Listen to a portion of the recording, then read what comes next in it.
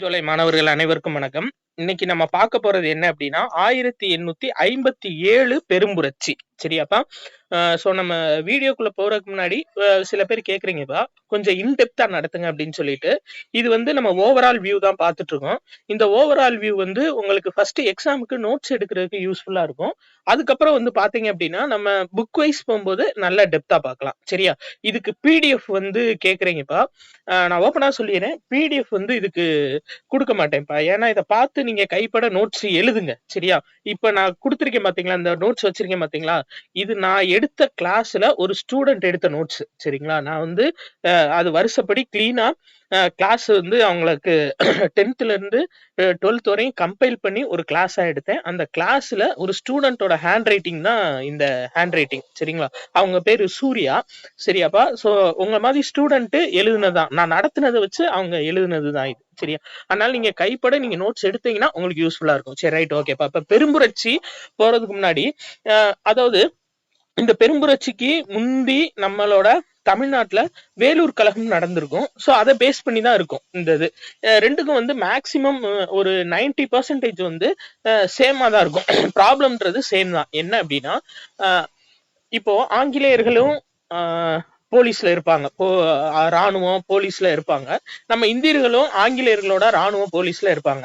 ஆனா 2 பேத்துக்கும் ஒரே ரேங்க்குக்கு ஒரே சம்பளம் இருக்காது. இதுதான் மெயின். இப்போ ஒரு சப் இன்ஸ்பெக்டரா நான் போய் ஜாயின் பண்றேன் அப்படின்னா ஆங்கிலேயர்கள் ஒருத்தவங்க சப் இன்ஸ்பெக்டரா இருந்தாங்கன்னா அவங்களுக்கு ஒரு சம்பளமும் எனக்கு ஒரு சம்பளமும் இருக்கும். சரியா? எனக்கு கம்மியாவும் அவங்களுக்கு வந்து கூடவும் இருக்கும். இந்த மாதிரி ப்ராப்ளம் இருந்துச்சு. அதே மாதிரி ஆங்கிலேயர்களுக்கு வந்து அடிக்கடி வந்து அவங்களுக்கு ப்ரமோஷன் கொடுத்துட்டு இருந்தாங்க. பட் இந்திய வீரர்களுக்கு ப்ரமோஷன் கிடையாது. ஒரு குறிப்பிட்ட இதோட இந்திய வீரர்களோட ப்ரமோஷனை நிப்பாட்டி வச்சிருவாங்க. இது ஒண்ணு. அது போக சமய குறியீடுகள் வந்து பயன்படுத்த தடை விதிச்சிருப்பாங்க. இந்த தாடி இதெல்லாம் வச்சிருக்க கூடாது அப்படின்ற மாதிரி. சரியா? இதுல மெயினா இந்த 1806 வேலூர் கழகத்துக்கும் 1857 புரட்சிக்கு என்ன வித்தியாசம் அப்படின்னா இதுக்கு வந்து 1806ல தோளால் செய்யப்பட்ட தலைப்பாகை அறிமுகப்படுத்தியிருப்பாங்கப்பா. உடனடி காரணம். சரியா? தலைப்பாகை அறிமுகப்படுத்தியிருப்பாங்க. ஆனா இதுல வந்து என்ஃபீல்டு துப்பாக்கி. சரியா? கொழுப்பு தடவப்பட்ட என்ஃபீல்டு துப்பாக்கி 57 புரட்சியில. இது ரெண்டுக்குமான வித்தியாசம் நீங்க தெரிஞ்சுக்கணும். சரியாப்பா? இப்போ கான்செப்ட் என்னன்னா இது வந்து உடனடி காரணம்.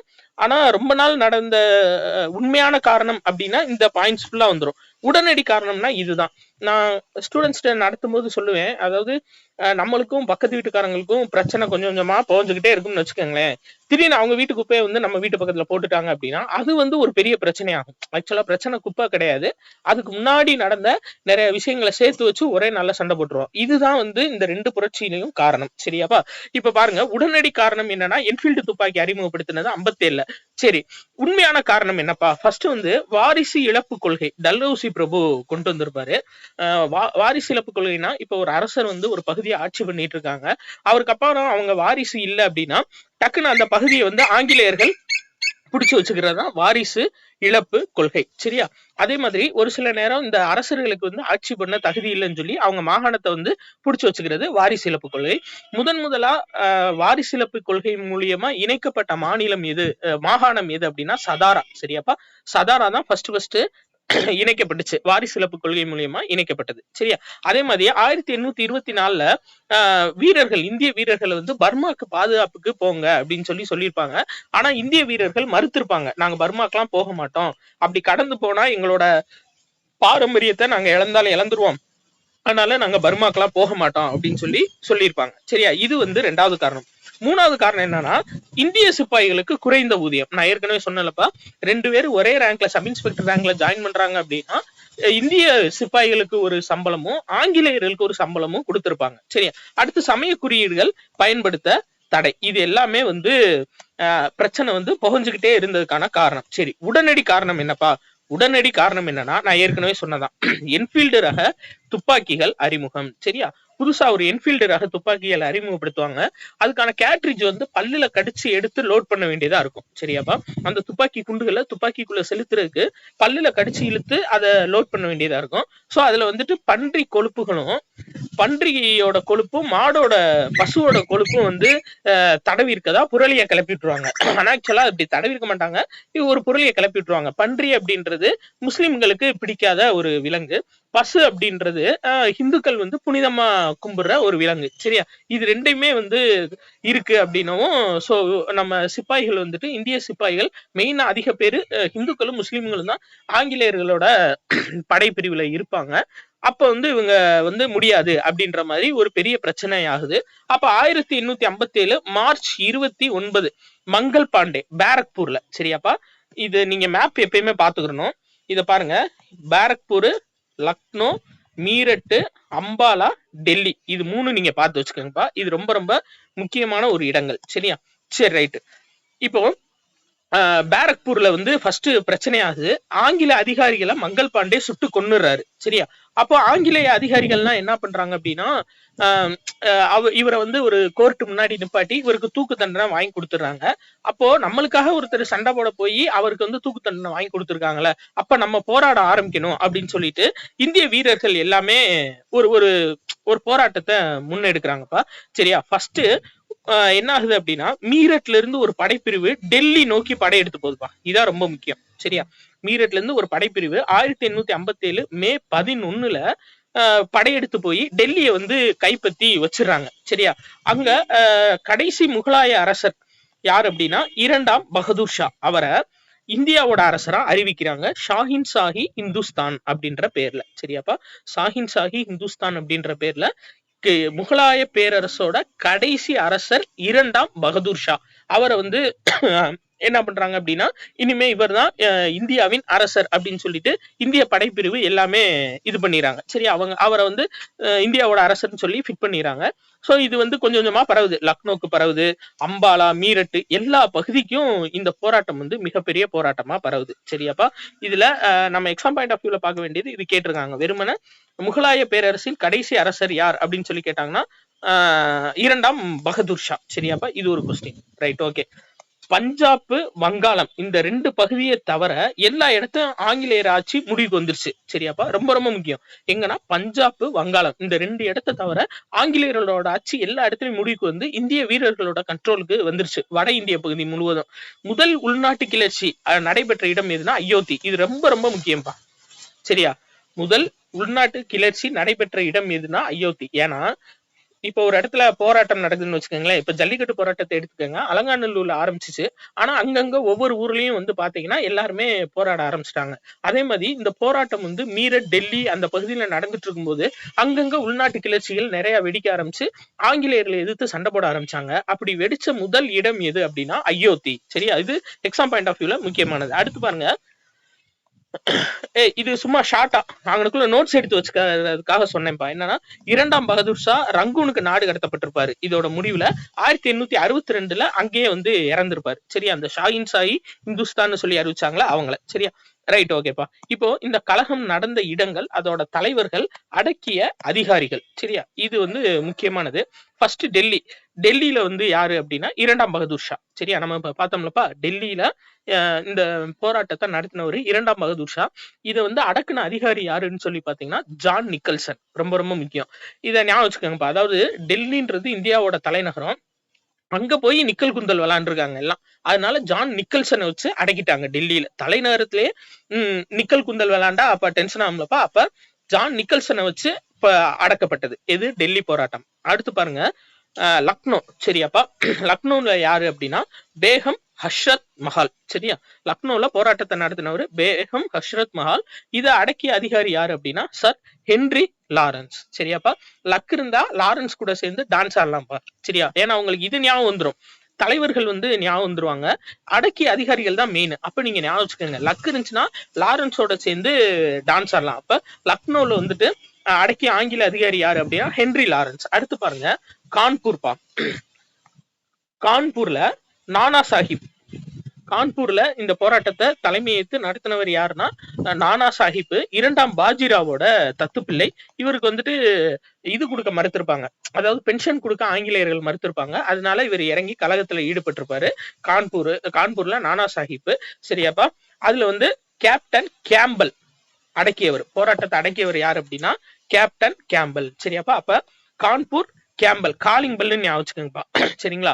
கான் கேம்பல். காலிங் பெல்லு உள்ள போன் அடிச்சு அதாவது காலிங் பெல் அடிச்சு கான் இருக்காரா அப்படின்னு கேக்குறாரு. ஞாபகம் வச்சுக்கோங்க. காலிங் பெல் அடிச்சு கான் இருக்காரான்னு கேக்குறாரு. ஏன் அப்படின்னா கான்பூர்ல காலிங் கேம்பல் அவர் தான் அடக்குனவரு. அதே மாதிரி பிரெய்லியில கான் பகதூர் கான் அதை அடக்குனவரு யாருன்னா காலின் கேம்பல் தான். இது ரெண்டுமே முக்கியமானது. 2 காலின் கேம்பல் வருவாரு. நானா சாஹிப், கான் பகதூர் கான். சரியா? கான்பூர்ல நானா சாஹிப்பையும் பிரெய்லியில கான் பகதூர் கான 2 பேர்த்தையும் அடக்கிறவர் யாரு அப்படின்னா காலின் கேம்பல். சரியா? அடுத்து பாருங்க, ஜான்சில ராணி லக்ஷ்மிபாய் இப்ப தலைமையேற்று நடத்தினவங்க. குவாலியர்ல தாந்தியா தோப்பே. சரியாப்பா? இவங்க 2 பேர்த்தையும் அடக்கியவர் யாரு அப்படின்னா அதாவது ஜெனரல் ஹக்ரோஸ். சரியா? இப்போ ஜான்சில ராணி லக்ஷ்மிபாயும் தாந்தியா தோப்பையும் இருக்காங்களாப்பா. சோ ராணி லக்ஷ்மிபாய் வந்து தாண்டி வந்து அடிக்க வர்றாங்க. சோ ஒரு ஹக் பண்ணி ரோஸ் கொடுத்துட்டாரு. அதனால கலகம் அடங்கிடுச்சுன்ற மாதிரி ஞாபகம் வச்சுக்கோங்கப்பா. ஜான்சி ராணி, குவாலியர்ல Tantia Tope, Hugh Rose, general Hugh Rose தான் இந்த மத்திய பகுதியில நடந்த போராட்டத்தை அடக்குனவர். சரியா? பீகார்ல யாரு அப்படின்னா கன்வர் சிங், வில்லியம் டெய்லர். அத ஒடுக்குனவர் வில்லியம் டெய்லர். சரியாப்பா? இது எப்படி ஞாபகம் வச்சுட்டேன்னா டெய்லர் வந்து பீர் அடிச்சுட்டு தான் இது சட்டை தைக்கிறாரு, அதனால குண்டக்க மண்டக்க தச்சிடுறாரு அப்படின்ற மாதிரி சும்மா ஷார்ட்கட்டா ஞாபகம் வச்சிருந்தேன். அப்போ வில்லியம் டெய்லர் எங்கன்னா பீகார்ல கழகத்தை ஒடுக்குனவரு, கன்வர் சிங்கோட கழகத்தை ஒடுக்குனவரு. சரியா? ரைட்டுப்பா. இப்போ அடுத்து நம்ம பார்க்க வேண்டியது கான்பூர் படுகொலை. ரொம்ப ரொம்ப முக்கியமானது. என்ன அப்படின்னா இந்த நானா சாஹிப் இருக்காருலப்பா, நம்ம பார்த்தோம்ல கான்பூர்ல இந்த போராட்டத்தை ஏத்து நடத்தினவர் யாரு அப்படின்னா நானா சாஹிப். சரியா? இவங்க என்ன பண்றாங்க, அந்த கான்பூர் பகுதியை சுத்தி வளைச்சிடுறாங்க. சுத்தி வளைச்சோடனே ஆங்கிலேயர்கள் வந்து தப்பி செல்றதுக்கு வழி இல்லாம பண்ணிடுவாங்க. அப்ப ஆங்கிலேயர்கள் என்ன கேட்பாங்க, எங்களுக்கு ஒரு ரெக்வஸ்ட் கொடுங்க. அதாவது எங்களோட அதிகாரிகளும் அவங்களோட குடும்பமும், சரியா, எங்களோட அதிகாரிகளும் அவங்களோட குடும்பம் மட்டும் நாங்க தப்பிச்சு போயிடுறோம், மிச்சம் எல்லாமே நாங்க சரண்டர் ஆயிடுறோன்ற மாதிரி சொல்லியிருப்பாங்க. அப்போ அலகாபாத் பகுதியில ஒரு வழி ஏற்படுத்தி கொடுத்திருப்பாங்க. அதாவது இந்த கங்கை நதி ஒட்டி ஒரு படகு நாங்க உங்களுக்கு தர்றோம், நீங்க அந்த படகுல ஏறி எல்லாம் போயிருங்க, மிச்சம் எல்லாமே எங்கிட்ட சரண்டர் ஆயிருங்கன்னு சொல்லி நானா சாஹிப் தலைமையில அறிவிப்பாங்க. சரியாப்பா? அப்ப என்னன்னா எல்லாருமே படகுல ஏறிடுவாங்க. ஏறினோடனே படகை எரிச்சு விட்டுருவாங்க மொத்தமா. அப்ப எல்லாருமே இறந்து போயிருவாங்க, படகுல இருக்க எல்லாருமே. அதுதான் என்ன அப்படின்னா கான்பூர் படுகொலை. சரியா? இதுல மெயினா கொல்லப்பட்டவர் யாரு அப்படின்னா மேஜர் ஹக் வீலர். சரியாப்பா? ஹக் வீலர் அப்படின்றவரு இறந்திருப்பாரு. ரொம்ப முக்கியமானவரு. அதான் அப்படகு ஆங்கிலேயர்களுடன் தீ வைக்கப்பட்டது. சரியா? சரி, ரைட், ஓகேப்பா. அடுத்து பாருங்க, கிளர்ச்சி அடக்கம். இப்போ இந்த கிளர்ச்சியை வந்து அடக்கணும் அப்படின்னா ஒரு ரொம்ப ஒரு பெரிய அளவுல நடந்துட்டு இருக்க கிளர்ச்சியை அடக்கணும் அப்படின்னா கொடூரமா யாரு செயல்படுறாங்களோ அவங்கள வச்சுதான் அந்த கிளர்ச்சி வந்து அடக்கப்பட முடியும். அப்படி கொடூரமானவர் யாரு அப்படின்னா கர்னல் நீல். சரியா? ஃபர்ஸ்ட் என்ன பண்றாங்க, மீரட், ஆக்ரா, பனாரஸ், ரோஹில்கண்ட் இந்த பகுதியில எல்லாம் ராணுவ சட்டத்தை அமல்படுத்துறாங்கப்பா. தேவையில்லாம யாரும் வெளியில நடக்கக்கூடாது, செய்யக்கூடாது, எதுனாலும் பெர்மிஷன் வாங்கி தான் போகணும். இப்படி வந்து ஒரு மிகப்பெரிய ராணுவ சட்டத்தை அமல்படுத்துறாங்க. சரியா?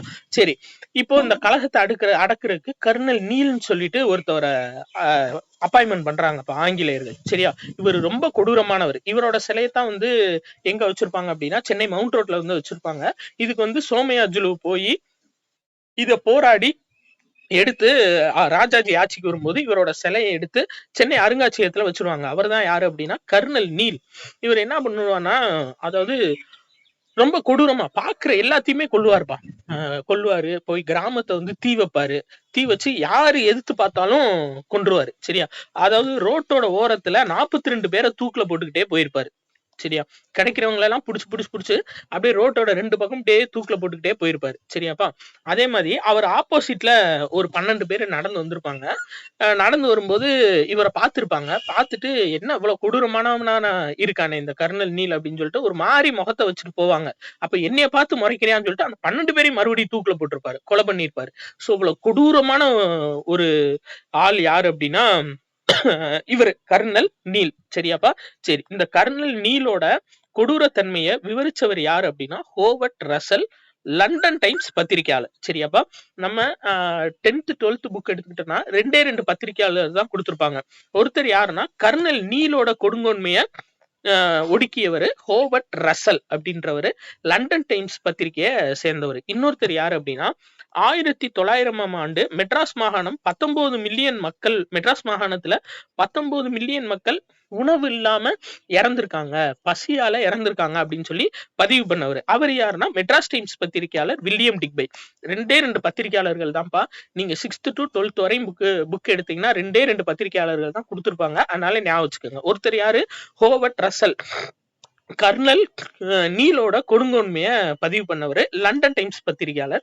இன்னொருத்தர் யாருன்னா மெட்ராஸ் மாகாணத்துல 19 மில்லியன் மக்கள் பஞ்சத்தால் இறந்தாங்க 1900ஆம் ஆண்டு அப்படின்னு சொல்லி பதிவு பண்ணவர் யாரு அப்படின்னா மெட்ராஸ் டைம் பத்திரிகையாளர் வில்லியம் டிக்பை. சரியாப்பா? சரி, ரைட். இப்ப என்னாச்சு, இந்த கழகம் வந்து மிக ஒரு கொடூரமான முறையில வந்து ஒடுக்கப்படுது. சரியாப்பா? சரி, இத வந்து வி.டி. சவர்கர் அவர் வந்து அவரோட புக்ல பதிவு பண்ணியிருப்பாரு. அதாவது எல்லாமே என்ன படிச்சிருப்பீங்க அப்படின்னா, இத முதல் இந்திய சுதந்திர போர் 1857 முதல் இந்திய சுதந்திர போர்னு பதிவு பண்ணவரு வி.டி. சவர்கர் அப்படின்னு சொல்லி படிச்சிருப்பீங்க.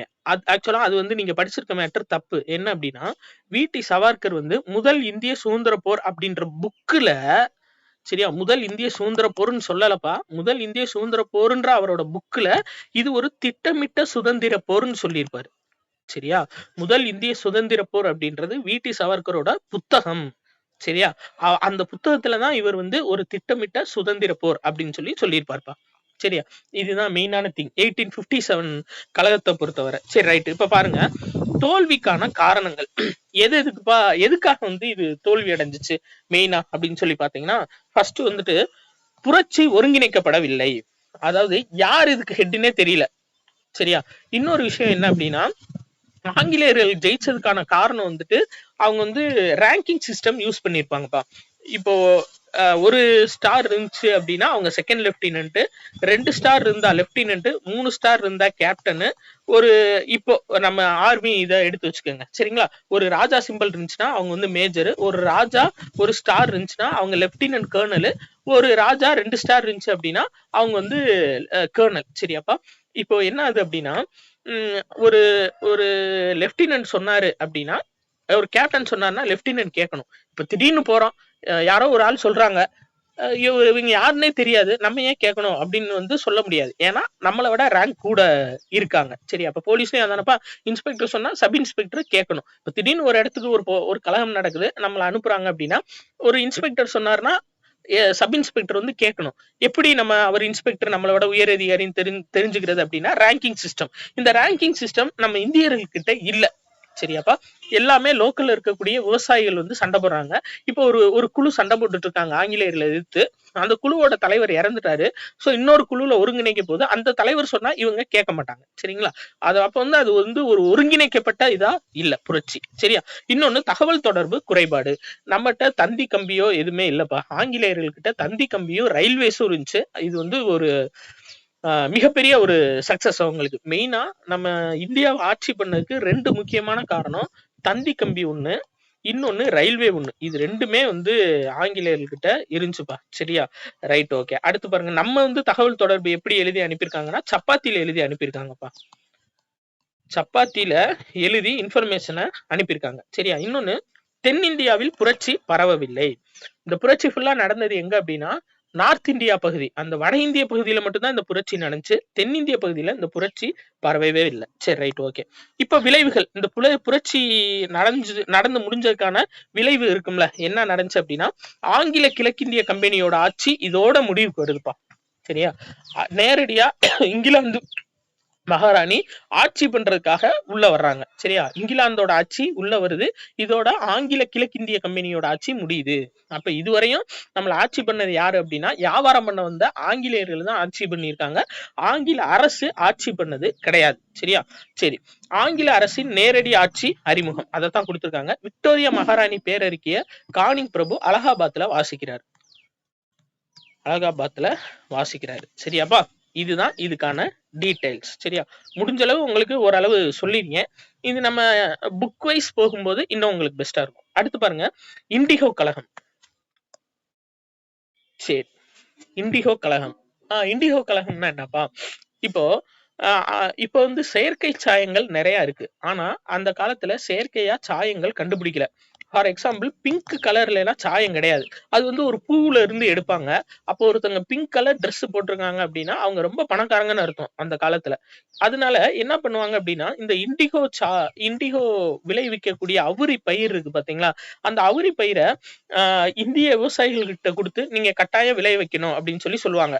அப்போ இதுல லாபம் இருந்துச்சுன்னா இந்திய விவசாயிகள் வந்து என்ன பண்ண போறாங்க, விளைவிச்சு தானப்பா கொடுக்க போறாங்க. ஆனா என்ன ஆகும் அப்படின்னா, இப்ப ஒரு ஒரு ஒரு ஏக்கர் நிலம் வச்சிருக்கோம், சரி இதுல அவுரி பயிரிட போறோம். இப்ப நம்மளுக்கு கோதுமை, அரிசி, பருப்பு இதெல்லாம் வந்து நம்ம என்னென்ன உரம் போடணும் எல்லாமே நம்மளுக்கு தெரியும். இப்ப திடீர்னு ஒரு அவுரி பயிர்னு சொல்லி ஒரு பயிர் வருது அப்படின்னா இதுக்கு என்ன உரம் போடணும் என்ன செய்யணும்னு அவங்களுக்கு தெரியாது. அப்ப ஆங்கிலேயர்கள் என்ன செய்வாங்க, நாங்களே உங்களுக்கு உரமும் தர்றோம், நாங்களே விதையும் தர்றோம், நீங்க விளைவீங்கன்னு சொல்றாங்க. சரி ரைட், அப்ப அதுக்கு ஆங்கிலேயர்களுக்கு காசு தரணும்லப்பா, எங்கிட்ட காசு கொடுத்துருங்க, விதைக்கும் உரத்துக்கும் காசு கொடுத்துருங்க, நாங்க உங்களுக்கு விதையும் உரமும் கொடுத்துறோம் அப்படின்னு சொல்லி ரெண்டையும் கொடுத்துறாங்க. சரி, அப்ப ஆங்கிலேயர்களுக்கு கொடுக்க காசு ரைட் நாங்களே வட்டிக்கு தரோம். சரி, அவங்கதான் யாருன்னா ஜகத் சேத்துக்கள். வங்காளத்துல வட்டிக்கு பணம் கொடுக்குறவங்க. சரியா, ஜகத் சேத்துக்கள் மூலியமா நாங்க உங்களுக்கு காசு தரோம், நீங்க அந்த காசை எங்கிட்ட கொடுங்க, நாங்க உங்களுக்கு இது கொடுத்துறோம். சரியா, உரமும் விதையும் கொடுத்துறோம், நீங்க விதைச்சு கொடுங்கன்னு சொல்லி கேக்குறாங்க. சரி ரைட் ஓகே. இப்போ ஃபார் எக்ஸாம்பிள் இதுக்கான செலவு வந்து ஒரு ஏக்கருக்கு 1000 ரூபாய் ஆகுது அப்படின்னா அவங்க என்ன கேக்குறாங்க, நாங்க 800 ரூபாய்க்கு இந்த பயிரை எடுத்துக்கிறோம் அப்படின்னு கேக்குறாங்க. அப்ப விவசாயிகளுக்கு ஆட்டோமேட்டிக்கா 200 ரூபாய் நட்டாகுது. இப்ப இந்த அவுரி பயிர் வந்து கட்டாயம் அவங்ககிட்ட தான் கொடுக்கணும், ஏன்னா அதுக்கான மிஷினரிஸோ எதுமோ நம்மகிட்ட கிடையாது. சரியா, அப்போ 1000 ரூபாய் விளைவிச்ச பயிருக்கு 800 ரூபாய் தான் வந்து குடுக்குறாங்க. அப்ப 200 ரூபாய் ஒரு விவசாயிக்கு ஒரு ஏக்கருக்கு நட்டமாகுது. அப்ப என்ன பண்றாங்க, இந்த ஜகத் சேத்துக்கள் மூலியமா அந்த நிலத்தை ஃபுல்லா பிடிச்சிடறாங்க ஆங்கிலேயர்கள். பிடிச்சு அதுக்கப்புறம் என்ன பண்றாங்க, அந்த யாரு நில சொந்தக்காரங்களோ அவங்களே அங்க கூலி வேலைக்கு அமர்த்தி அவங்களுக்கு கம்மியான சம்பளம் கொடுத்து இவங்க அவுரி பயிரை விளை வைக்கிறது. சரியாப்பா, இப்ப எப்படி நம்ம ஒரு சொந்த வீட்டுல இருக்கோம்னா திடீர்னு யாரோ வந்து நீ இனிமே இந்த வீட்டுக்கு வாடகை என்கிட்ட கொடுத்தா தான் இருக்கணும் அப்படின்றது எவ்வளவு பெரிய குற்றமோ அந்த மாதிரி கான்செப்ட்ல தான் இவங்க பண்ணிருக்காங்க ஆங்கிலேயர்கள் அந்த காலத்துல. சரியாப்பா, இதன் விளைவா நடந்ததுதான் என்ன அப்படின்னா இண்டிகோ கழகம். இப்ப ஃபர்ஸ்ட் பாருங்க, இந்த இண்டிகோ கழகம் 1859, 60 இந்த 2 ஆண்டுகள்ல நடந்தது. எங்கன்னா நாடியா, வங்காளத்துல உள்ள நாடியா மாவட்டத்துல தீமை தரக்கூடிய அவுரி பயிரை பயிரிட சொல்லி வற்புறுத்துதல். இன்னொன்னு என்னன்னா, அந்த அவுரி பயிரை வந்து பயிரிட்டாங்க அப்படின்னா அது வந்து நிலத்துக்கு தீமையா இருக்கும் அப்படின்ற மாதிரி சொல்லியிருப்பாங்க. சரியா, சரி, இதுல 2 பேருப்பா இந்த இண்டிகோ கழகத்துக்கு 2 பேர் தலைமை தாங்கியிருப்பாங்க. ஒருத்தங்க யாரு அப்படின்னா திகம்பர பிஸ்வாஸ், விஷ்ணு சரண் பிஸ்வாஸ், 2 பேர். சரியாப்பா, அப்ப இண்டிகோ கழகம் அப்படின்னு எடுத்துக்கிட்டா நம்ம 1859, 60 2 ஆண்டுகள் நடந்திருக்கும். இதுக்கு வந்து திகம்பர பிஸ்வாஸ், விஷ்ணு சரண் பிஸ்வாஸ்னு 2 பேரும் தலைமை ஏற்றிருப்பாங்க. இண்டிகோ தொழிற்சாலை எங்கெங்கெல்லாம் இருக்கோ அங்க எல்லாத்தையுமே தீ வச்சிருப்பாங்கப்பா. சரியா, இது வந்து கிபி 1859ல நடந்தது. சரி ரைட், இதுக்கு பதிலடியா ஆங்கிலேயர்கள் ஒரு நடவடிக்கை எடுப்பாங்க. அதாவது இப்போ ஒரு விஷயம் நடக்குதுன்னு வச்சுக்கோங்களேன், அதை வந்து சட்டமா போட்டுட்டாங்க அப்படின்னா ஈஸியா நடவடிக்கை எடுக்கலாம். இப்போ ஃபார் எக்ஸாம்பிள் நாளைக்கு மதுரை டிஸ்ட்ரிக்ட் உள்ள யாரும் வராதிங்கப்பா, டிராபிக் அதிகமாகுது அப்படின்னு சொல்றாங்க. சரி, யாரும் கேட்கல, அப்படிலாம் முடியாது, நாங்க அப்படிதான் வருவோம்னு சொல்றாங்க. அப்போ நாளைக்கு மதுரை டிஸ்ட்ரிக்ட் உள்ள யாரும் வரக்கூடாது, வெளியூர்காரங்க வரக்கூடாது அப்படின்றது சட்டம். வந்தா சட்டப்படி நடவடிக்கை எடுக்கப்படும் அப்படின்னு சொன்னா பயந்துகிட்டு போக மாட்டோம். அதுக்குதான் இவங்க மெயினா ஆரம்பிச்சது என்ன அப்படின்னா அவுரி ஆணையம் சொல்லிட்டு ஒரு ஆணையம் ஆரம்பிச்சிருப்பாங்கப்பா. முறைப்படி விவசாயிகள் கிட்ட கொடுத்து அந்த அவுரிய வந்து திரும்ப கொள்முதல் பண்றதுதான் இந்த ஆணையத்தோட முக்கிய நோக்கம். எதுவும் பேசினாங்க அப்படின்னா சட்டப்படி அவங்களை தூக்கி உள்ள போடுறது. அதான் சட்டத்துல பகுதி 6 வந்து சேர்த்திருப்பாங்க. இந்த அவுரி ஆணையத்துல சட்டத்துல பகுதி 6 சேர்த்திருப்பாங்க 1862ல. என்ன சொல்லும் அப்படின்னா முறைப்படி ஆங்கிலேயர்களுக்கு தேவையான அவுரி பயிரை கொள்முதல் பண்றதுக்காக அப்படி யாரும் முடியாது செய்ய முடியாது வைக்க முடியாதுன்னா அவங்க மேல சட்டப்படி நடவடிக்கை எடுக்கிறதுக்காக அமைக்கப்பட்டதான் இந்த அவுரி ஆணையம். சரியா, சரி ரைட் ஓகே. இப்போ இந்த அவுரி ஆணையத்தை வெளிக்கொண்டு வந்த பத்திரிகை எது அப்படின்னா இந்து தேசபக்தன். இது 2 இது முக்கியம்பா. அதாவது நாடகம் ஒண்ணு இருக்கும், பத்திரிகை ஒண்ணு இருக்கும். சரியா, அதாவது இந்த இண்டிகோ கழகத்தை வெளிக்கொண்டு வந்த பத்திரிகை எது அப்படின்னா இந்து தேசபக்தன். இது வந்து என்ன அப்படின்னா ஒரே பத்திரிகை தான்பா.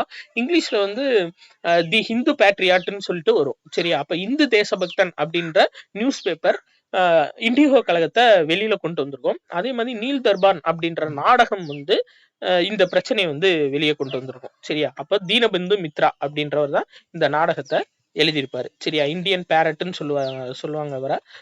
இதையும் ஞாபகம் வச்சுக்கோங்க. தீனபந்து மித்ரா தான் என்ன அப்படின்னா இந்த நீல் தர்பார் நாடகத்தை எழுதி அவுரி விவசாயிகள் படக்கூடிய துன்பத்தை வெளியில கொண்டு வந்தார். சரி, அடுத்து பாருங்கப்பா, இது 3 வந்து சும்மா சாதாரணமா நோட்ஸ் எடுத்துக்கோங்க. ஒரு 3 கலவரங்கள் வந்து ஒரு 3 முக்கியமான விஷயங்கள் வந்து நடந்திருக்கும். சும்மா நோட்ஸ்க்காக நீங்க உள்ள எடுத்துக்கங்க. ஃபர்ஸ்ட் தக்கான கலவரங்கள் 1875. ஃபர்ஸ்ட் எதுனா தக்கான கலவரம் 1875 பூனா அருகே உள்ள சூபா அப்படின்ற இடத்துல நடந்திருக்கும். சரியாப்பா? தக்கான விவசாயிகள் மீட்பு சட்டம்னு ஒரு சட்டம் இயற்றப்பட்டிருக்கும் இதன் விளைவா. அடுத்து பாருங்க, கிழக்கிந்திய கழகம் 1866 தாதாபாய் நௌரோஜி கொண்டு வந்திருப்பாரு. அடுத்து பூனா சர்வாஜனிக் சபா 1870. அடுத்து சென்னை மகாஜன சபை 1884. இது 3 முக்கியமானது. சரியா? சரி, ரைட்டுப்பா. அடுத்து பாருங்க, பம்பாயில காங்கிரஸ் அமைச்சிருப்பாங்க. மதராஸ், பம்பாய், கல்கத்தா இந்த 3 இடத்துலயும் பல்கலைக்கழகம் 1857 தோற்றுவிக்கப்பட்டிருக்கும். சரியாப்பா? மதராஸ், பம்பாய், கல்கத்தா இந்த 3 மாகாணத்திலையும் பல்கலைக்கழகங்கள் எப்போ தோற்றுவிக்கப்பட்டுச்சுன்னா 1857. சரியா? நீங்க சும்மா அப்படி ஷார்ட்கட்டா ஞாபகம் வச்சுக்கோங்க. 1857 தான் நம்மளுக்கு பெரும்புரட்சி நடந்திருக்கும். ஸோ பெரும்புரட்சி நடந்ததுக்கு அப்புறம் இனி எஜுகேஷன் கொடுத்தாவாச்சு சண்டை போடாம இருப்பாங்கன்றதுக்காக கொண்டு வந்திருக்காங்கன்ற மாதிரி நீங்க ஞாபகம் வச்சுக்கோங்க. சரியாப்பா? இப்போ 1857 தான் மதராஸ், பம்பாய், கல்கத்தா இந்த 3 பல்கலைக்கழகம் அமைக்கப்பட்டிருக்கும். சரியா? அடுத்து நம்ம பார்க்க போற மெயின் கான்செப்ட் என்ன அப்படின்னா தலையிடா கொள்கைப்பா. சரியா? லெசி ஃபெரே அப்படின்னு சொல்லிட்டு சொல்லுவாங்க ஆங்கிலத்துல. இந்த தலையிடா கொள்கைனா என்னப்பா?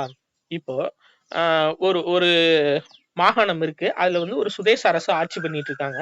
இவங்க வந்து வருஷம் ஒரு 1000 பகோடா நாணயங்கள் வந்து கொடுக்கணும் அப்படின்னு சொல்லி ஆங்கிலேயர்கள் ஒரு சட்டம் போட்டிருக்காங்க. சரி, ரைட்டு.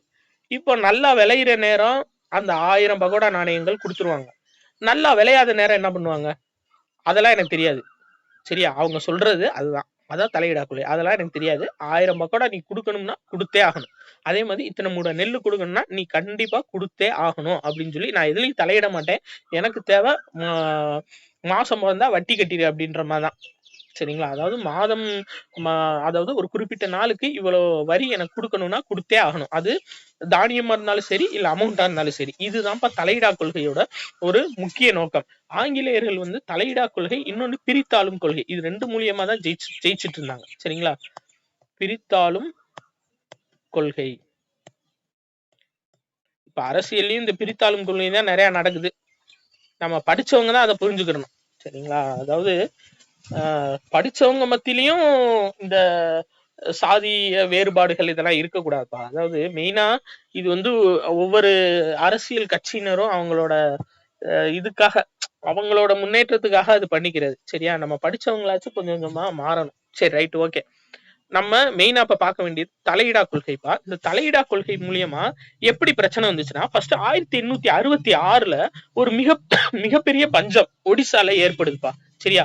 மக்களே வந்து சாப்பாட்டுக்கு இல்லாம ஏகப்பட்ட மக்கள் 1.5 மில்லியன் மக்கள் கிட்ட பாதிக்கப்படுறாங்க, இறப்பு ஏற்படுது ஒடிசால. ஆனா அந்த டயத்துல ஆங்கிலேயர்கள் என்ன பண்ணிருக்காங்கன்னா 200 பவுண்ட் அரிசியை இங்கிலாந்துக்கு ஏற்றுமதி பண்ணிருக்காங்க. ஏன்? நான் டயத்துக்கு ஏற்றுமதி பண்ணுவேன். உனக்கு சாப்பாடு இருக்கு இல்ல அதெல்லாம் எனக்கு தேவையில்ல. நான் வந்து தலையிடா கொள்கை. எனக்கு வந்து நீங்க இவ்வளவு அமௌண்ட் கொடுக்கணும், இவ்வளவு வரி கட்டணும் அப்படின்றது விதி. அது வந்து நீங்க அதுபடி நான் ஏற்றுமதி பண்ணிக்கிறேன்னு சொல்லியிருப்பாங்க. இது தாதாபாய் நௌரோஜிக்கு ரொம்ப டென்ஷன் ஆயிருப்பா. சரியா? அதாவது என்ன விஷயம்னா, இந்த கத்தி கடப்பாறைக்கு பயப்படாதவங்க ஒரு எழுத்துக்கு, ஒரு ரிட்டன் வேல்யூக்கு பயப்படுவாங்க. அதுதான் கல்வி அப்படின்னு சொல்றது. இப்போ நம்ம ஒரு படிச்சு ஒரு ஐஏஎஸோ ஒரு ஐபிஎஸ்ஓ ஆகிடுறோம்னு வச்சுக்கோங்க.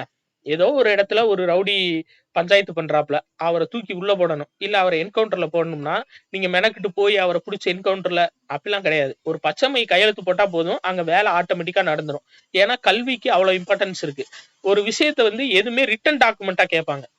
நீங்க சொல்றதுதான் நீங்க ரிட்டனா கொடுப்பீங்களா அப்படின்னு. ஏன்னா எங்கேயுமே அந்த ரிட்டன் எழுதப்பட்ட அமைப்பு இதுதான் நம்மளுக்கு பேசும். ஏன் இதை சொல்ல வரேன் அப்படின்னா, தாதாபாய் நௌரோஜி எப்படி பாரதியார் வந்து தன்னோட பாடல்களால ஆங்கிலேயர்களை கதற விட்டாரோ, தன்னோட எழுத்துக்கள் மூலியமா ஆங்கிலேயர்களை கதற விட்டவர் யாரு அப்படின்னா தாதாபாய் நௌரோஜி. இன்னொன்னு தி ஹிந்து ஓபன் பண்ணார்லப்பா சுப்பிரமணியம், அவர் 2 பேரும். சரியாப்பா? சரி, ரைட்டு. இப்போ இந்த இந்த இந்த விஷயம் ஒரிசா பஞ்சம் தான் தாதாபாய் நவ்ரோஜிய தன்னோட வாழ்நாள் முழுவதும் ஆங்கிலேய ஆட்சி குறித்து ஆய்வு செய்யறதுக்காக தூண்டுச்சு. சரியாப்பா? அப்ப இது கேட்பாங்க. தாதாபாய் நவ்ரோஜிய தன்னோட வாழ்நாள் முழுவதும் ஆங்கிலேயர்கள் குறித்த ஆய்வு செய்ய தூண்டிய நிகழ்வு எது அப்படின்னா 1866 ஒடிசா பஞ்சம். சரியா? Right, okay. அடுத்து பாருங்க. இவரு லண்டன்ல இந்திய சங்கம் சொல்லிட்டு ஒரு சங்கம் துவங்குறாருப்பா. சரியா? அப்ப லண்டன்ல இந்திய சங்கம் துவங்கினவர் யாரு அப்படின்னா தாதாபாய் நவ்ரோஜி. அதே மாதிரி இந்தியாவில் வறுமையும் பிரிட்டிஷ் தன்மையற்ற ஆட்சியும் என்ற நூலை எழுதியவர் தாதாபாய் நவ்ரோஜி. ரொம்ப ரொம்ப முக்கியமானது, ஓல்டு கொஸ்டின் பா, ப்ரீவியஸ் இயர் கொஸ்டின். சரியா? இந்தியாவில் வறுமையும் பிரிட்டிஷ் தன்மையற்ற ஆட்சியும் என்ற நூலை எழுதியவர் தாதாபாய் நவ்ரோஜி. அடிக்கடி கேட்கறாங்க, பார்த்து வச்சுக்கோங்க. அடுத்துப்பா. சரியா? சரி, ரைட். இது பேசிக்கா தாதாபாய் நவ்ரோஜிய பத்தின இன்ஃபர்மேஷன். அடுத்து மெக்காலே கல்விக்குழு, ரொம்ப முக்கியமானது. சரியா? சரி, ஆங்கிலேயர்கள் தான் இந்தியர்களுக்கு கல்வி கொடுத்தாங்க உண்மையா அப்படின்னா வேற வழியில ஒத்துக்கிட்டு தான் ஆகணும். உண்மைதான். ஏன்னா அது வந்து நம்ம நல்லா இருக்கணும் அப்படின்லாம் கொடுத்தது கிடையாது. அவங்களோட தேவைக்கு கல்வி கற்றவங்களோட எண்ணிக்கை அதிகமா தேவைப்பட்டுச்சு. அப்போ அவங்க என்ன சொல்றாங்க அப்படின்னா, இப்போ நீங்க எடுத்துக்கங்கப்பா, அதாவது குரூப் 1 ஆபீசர், ஒரு கலெக்டர் இருக்காரு, மதுரை மாவட்டத்தோட கலெக்டர் இருக்காரு. அவர் ஆர்டர் போட்டுறாரு. அந்த ஆர்டர் போடுறத செய்யறது யாருப்பா? கீழே இருக்க அதிகாரிகள் தான் செய்வாங்க. அப்போ அந்த அந்த டாக்குமெண்ட்ஸை மெயின்டைன் பண்றது அதுக்குதான் குரூப் 4ல இருந்து ஆள் எடுக்கிறாங்க. இப்போ ஆங்கிலேயர்கள் ஆட்சி பண்ணிட்டு இருக்காங்க அப்படின்னா அவங்க வந்து ஆர்டர் போட்டுருவாங்க எல்லாத்தையுமே. ஆனா கீழே இருக்க அந்த டாக்குமெண்ட் மெயின்டைன் பண்றது, அதை செயல்படுத்துறது, இது எல்லாத்துக்குமே ஆளுக வேணும். அப்போ ஆளுக வேணும்னா அவங்களுக்கு படிக்க தெரிஞ்சிருக்கணும்ல. அவங்க போடுற ஆர்டரை அவங்களுக்கு செயல்படுத்த தெரிஞ்சிருக்கணும். அப்போ ஆங்கிலேயர்கள் என்ன நினைக்கிறாங்க, அவ்வளவு பேரை வந்து பிரிட்டிஷ்ல இருந்து இறக்க முடியாது. அப்ப இங்க இருக்கவங்களை வச்சே நம்ம ஆட்சி பண்ணணும் அப்படின்றதுக்காக இவங்களுக்கு கல்வி கொடுக்கணும் அப்படின்னு சொல்லி ஒரு முடிவுக்கு வர்றாங்க. அப்படி அமைக்கப்பட்டதான் என்னன்னா மெக்காலே கல்விக்குழு. சரியாப்பா? 1835. இது போறதுக்கு முன்னாடி, இந்த 35க்கு போறதுக்கு முன்னாடி ஃபர்ஸ்ட் என்ன ஆகுது அப்படின்னா பொதுநிலைக்கான கல்விக்குழுன்னு ஒரு கல்விக்குழு உருவாக்குறாங்க ஆங்கிலேயர்கள் 1823ல. இது ரொம்ப முக்கியம். 1823ல தான் ஃபர்ஸ்ட் பொதுநிலைக்கான கல்விக்குழுன்னு சொல்லிட்டு ஒரு கல்விக்குழு வருது. இந்த கல்விக்குழுட்ட சொல்றாங்க, அதாவது இந்தியர்களுக்கு இப்ப வந்து நாங்க எஜுகேஷன் கொடுக்கறதுன்னு முடிவு பண்ணிட்டோம். அதுக்கு நீங்க ஒரு வரைவு வந்து எங்களுக்கு கொடுங்க, ஒரு டாக்குமெண்ட் எங்கிட்ட கொடுங்க. அவங்களுக்கு என்னென்ன எஜுகேஷன் எப்படி எப்படி கொடுக்கலாம்னு சொல்லிட்டு. சரி, ரைட், ஓகே. எஜுகேஷன் இப்ப எதுல கொடுக்குறேன்னு பஞ்சாயத்து வர ஆரம்பிச்சிருச்சுப்பா. அதாவது இந்தியர்களோட தாய்மொழியில கொடுக்கறதா இல்ல ஆங்கிலேயர்களோட ஆங்கில மொழியில கொடுக்கறதா? ஏன்னா இன்னும் வந்து அவங்களுக்கு தமிழே நிறைய பேர், அதாவது தன்னோட தாய்மொழியே நிறைய பேர் எழுத படிக்க தெரியாம அந்த காலத்துல இருக்காங்க. சரியா? அப்போ அவங்களுக்கு தாய்மொழியில கொடுத்தாதான் கரெக்டா இருக்குன்னு சொல்லி கீழே கல்விக்குழு சொல்லியிருப்பாங்க. இல்ல, அவங்க எதுக்கு நம்ம எஜுகேஷன் கொடுக்குறோம், அவங்க ஆங்கிலேயர்கள் கிட்ட வேலை பார்க்கணுன்றதுக்காக தானே எஜுகேஷன் கொடுக்குறோம். அப்ப ஆங்கிலம் அவங்களுக்கு படிக்க தெரிஞ்சிருக்கணும்ல. அப்ப மேலை கல்விக்குழு என்ன சொல்றாங்க, அவங்களுக்கு ஆங்கிலத்துல கல்வி கொடுக்கணும்னு சொல்றாங்க. இது ரெண்டும் பஞ்சாயத்து போயிட்டே இருக்கு. திடீர்னு ஒருத்தவங்க சொல்லுவாங்க, இல்ல சமஸ்கிருதத்துல கொடுங்க அப்படின்னு சொல்லி. அதெல்லாம் வந்து கேன்சல் பண்ணி விட்டுருவாங்க. சரியா? இப்ப மேட்ரு என்ன அப்படின்னா, கீழை கல்விக்குழு படி தாய்மொழியில கல்வி கொடுக்கறதா இல்ல மேலை கல்விக்குழு படி ஆங்கிலேய மொழியில கல்வி கொடுக்கறதா, இந்த பிரச்சனை போயிட்டே இருக்கு. சரியா? இப்பதான் என்ன பண்றாரு அப்படின்னா, மெக்காலே இருக்காருல, அவர் வந்துட்டு ஒரு இது வெளியிடுறாருப்பா, minutes of Indian education. Indian rights கிடையாது, இந்தியன் எஜுகேஷன், இந்திய கல்வி குறித்த குறிப்புகள். சரியாப்பா? மினிட்ஸ் ஆஃப் இந்தியன் எஜுகேஷன் அப்படின்ற ஒரு குறிப்புகளை வந்து வெளியிடுறாரு. அந்த குறிப்புல என்ன சொல்றாங்க அப்படின்னா ஆங்கில கல்வி தான் ஃபைனல் அப்படின்ற மாதிரி ஃபைனல் பண்ணி கொடுத்துறாரு. அப்ப 1835ல மெக்காலே கல்விக்குழுவோட அறிக்கையின்படி இந்த மினிட்ஸ் ஆஃப் இந்தியன் எஜுகேஷன் படி ஆங்கில மொழியில கல்வி கற்கணும் அப்படின்றதுதான் ஃபைனல் ஆகுது. சரியாப்பா? சரி, ரைட், ஓகே. அடுத்து பாருங்க, இந்த வங்க பிரிவினை வரை பார்ப்போம். பார்த்துட்டு நம்ம அடுத்த கிளாஸ்ல கண்டினியூ பண்ணுவோம். ஏன்னா ஒரே மாதிரி போனா உங்களுக்கு ஒரு மாதிரி போர் அடிக்கும். சரியாப்பா? இந்த வங்க பிரிவினை மட்டும் பார்த்துட்டு சுதேசி இயக்கம் அடுத்ததுல நம்ம பார்த்துருவோம். சரியாப்பா? சுதேசி இயக்கம் அடுத்த கிளாஸ்ல நம்ம பார்த்துருவோம். இந்த வங்க பிரிவினையை ஃபர்ஸ்ட் முடிச்சிரும். சரியா? சரி, வங்க பிரிவினை 1905. ஓகேப்பா. இப்போ கர்சன் பிரபு, இதுக்கு முக்கியமான காரணம் நம்மளுக்கு தெரியும். வங்க பிரிவினைனாவே கர்சன் பிரபு தான். இவர் வந்து ரொம்ப கொடூரமானவர்ப்பா கர்சன் பிரபு. என்ன அப்படின்னா அத்தனை பேர்த்த கொல்லுவாரா அப்படின்னா கொல்ல மாட்டாப்ல. ஆனா அவர் மூளை வந்து பயங்கரமான மூளை. ஃபர்ஸ்ட் ஷார்ட் ஹேண்ட் முறையை கொண்டு வந்தவர் இவர் தான். ஷார்ட் ஹேண்ட், இந்த சுருக்கெழுத்து, இப்ப நம்ம எழுதுறோம்லப்பா, ஷார்ட் ஹேண்ட் முடிச்சா கட் ஆஃப் கம்மியாதுல, அதை கொண்டு வந்தவர் கர்சன் பிரபு தான். எதுக்காக அப்படின்னா இந்த சுதேசி இயக்க போராளிகள் வந்து அதிகமா பேச்சு பேச்சுக்கள் மூலியமா நிறைய பேர்த்த சுதந்திர போராட்டத்துல இணைக்கிறாங்க. அவங்க என்ன பேசுறாங்க அப்படின்றத குறிப்பெடுக்கிறதுக்காக கொண்டு வரப்பட்டதான் இந்த ஷார்ட் ஹேண்ட் முறை. சரியா? ஏன்னா அந்த காலத்துல நம்மளுக்கு வீடியோ ரெக்கார்டரோ ஆடியோ ரெக்கார்டரோ கிடையாது. எப்ப 1905ல யோசிச்சு பாருங்க. இப்பனா நம்ம செல்போன் எடுத்து போட்டு விட்டுறோம். அன்னைக்கு அவர் அப்படி பேசியிருக்காரு, இன்னைக்கு இப்படி பேசுறாரு, மாத்தி மாத்தி பேசுறாருன்னு சொல்லிட்டு.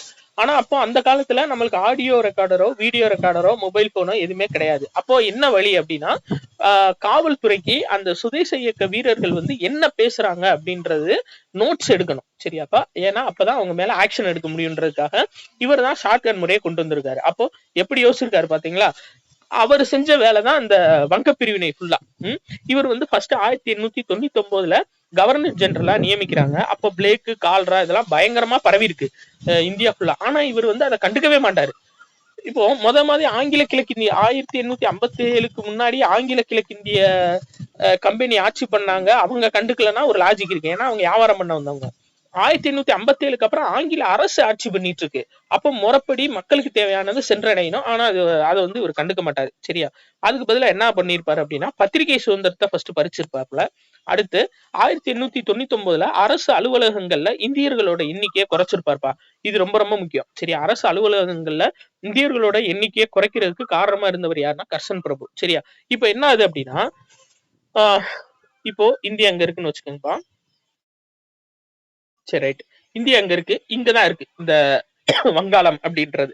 இப்போ ஆங்கிலேய பிரபுக்கள் என்ன பண்றாங்க, வங்காளத்துல இருந்து கடல்வழி போக்குவரத்து ஒண்ணு கேக்குறாங்க. இப்போ இந்த வடகிழக்கு மாநிலங்கள்ல இருந்து ஒரு பொருளை எடுத்துக்கிட்டு நம்ம வரணும் அப்படின்னா, சென்னை மாகாணம் கொண்டு வரணும் அப்படின்னா ரொம்ப லாங், தரவழியா அப்படி எடுத்துட்டு வந்தோம்னா ரொம்ப ரொம்ப லாங்.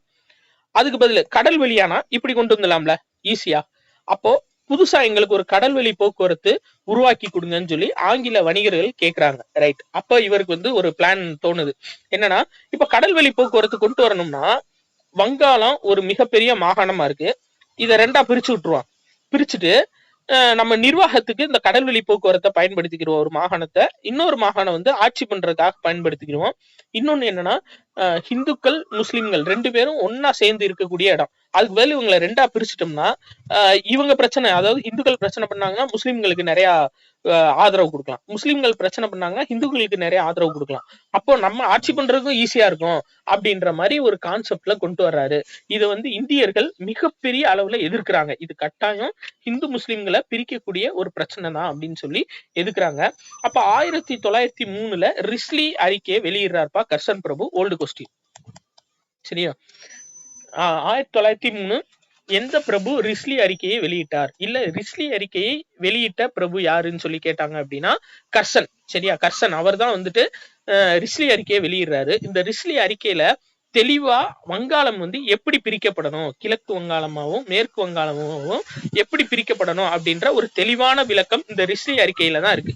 இவர் என்ன சொல்றாரு அப்படின்னா, அந்த வங்காளம் பகுதி இருக்குல்லப்பா,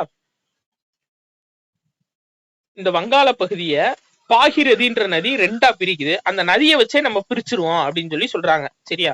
இப்போ நீங்க ஜாகிரபில பாத்தீங்கன்னா என்ன கொடுத்திருப்பாங்கன்னா, இந்த பாகிரதி நதி தான் அதாவது கங்கை உற்பத்தி ஆற இடம் பாகிரதி அப்படின்ற இடம் இருக்கும். சரியா? அது வங்காளத்துல நுழையும் போது பத்மா, அதே மாதிரி ரெண்டும் இணையும் போது மேக்னா, பிரம்மபுத்திராவும் இதுவும் இணையும் போது மேக்னான்னு சொல்லிட்டு இருக்கும். அப்ப பாகிரதி எப்படி இங்கனக்குள்ள வந்துச்சு அப்படின்னு சொல்லி உங்களுக்கு படிக்கும் போது ஒரு டவுட் வரும். இது ஆங்கிலேயர்களோட கெசட்ல இருந்த பேருப்பா. சரியா? எப்படி வந்து தூத்துக்குடின்ற பேரு அவங்களால சொல்ல முடியல அப்படின்னாவும் டியூட்டிகோரின் அப்படின்னு மாத்தினாங்களோ, அதே மாதிரி அவங்க கெசட்ல ஃபுல்லா டியூட்டிகோரின் அப்படின்னு தான் இருக்கும். அதே மாதிரி மதுரை அப்படின்றது மஜ்ரா அப்படின்னு தான் இருக்கும். சரியாப்பா? எல்லா ஊருக்கும் இப்படிதான் பேர் வச்சிருப்பாங்க. அவங்களுக்கு எந்த ஊரெல்லாம் கூப்பிட முடியலையோ அவங்களுக்கு அவங்க ஊர் பேர் வச்சிருப்பாங்க. அந்த மாதிரி ஆங்கிலேயர்களோட கெசட்ல அந்த நதி வந்து பாகிரதின்னு இருந்திருக்கு. அந்த நதி தான் என்ன பண்ணுது அப்படின்னா வங்காளத்தை ரெண்டா பிரிக்குது. சோ அது அந்த நதியை பேஸ் பண்ணியே நம்ம வங்காளத்தை ரெண்டா பிரிச்சிருவோம் அப்படின்னு சொல்லி ஒரு கான்செப்ட் கொண்டு வந்துடுறாரு. சரியாப்பா? 1903ல. அப்ப ரிஸ்லி அறிக்கையை வெளியிட்டவர் கர்சன். சரியா? அதுக்கப்புறம் 1904ல பல்கலைக்கழக சட்டம் வருதுப்பா. 1904ல பல்கலைக்கழக சட்டம் வந்து வருது. இச்சட்டத்தின்படி கல்கத்தா பல்கலைக்கழகம் ஆங்கிலேயரோட கட்டுப்பாட்டுக்கு வந்தது. உயர் பதவி எல்லாமே ஆங்கிலேயர்களுக்கு கொடுக்கப்பட்டுச்சு. சரியாப்பா? அப்ப ஞாபகம் வச்சுக்கோங்க. பல்கலைக்கழக சட்டம் எப்படின்னா 1904.